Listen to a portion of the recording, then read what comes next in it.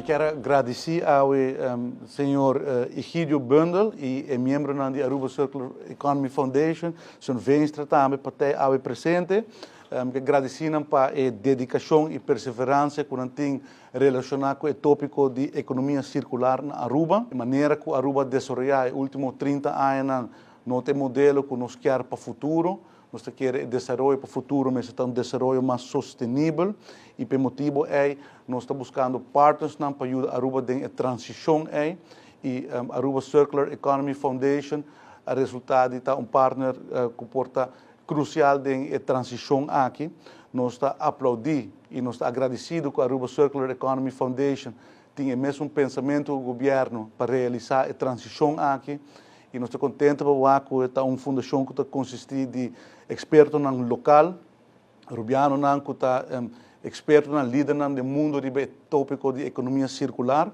E por motivo aqui nós decidimos de partner up junto com a Aruba Circular Economy Foundation para assim junto encaminhar a transição para um Aruba mais duradouro, um Aruba sustainable, caminho que nós temos balance entre economia, desaroyo econômico, ser humano, natureza, flora e fauna e busca desenvolvimento mais balançado.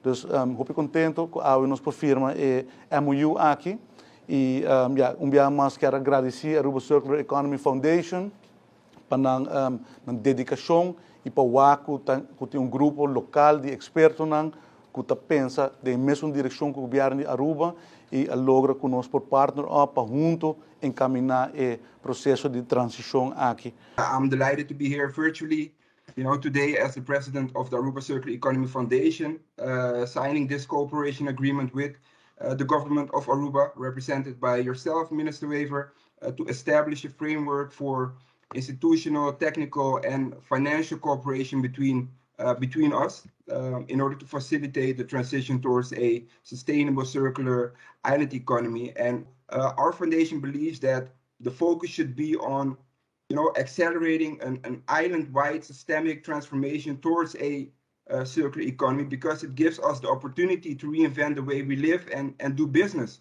I would like to thank the government of Aruba for the acknowledgement and the cooperation. And last but not least, I would like to also take this opportunity to call on everyone interested to collaborate, to contact us if you would like to collaborate. Egidio, muito danke para a presença, muito danke também para a presença como parte de Aruba Circular Economy Foundation e nós estamos looking forward para start a cooperação aqui entre o governo de Aruba e Aruba Circular Economy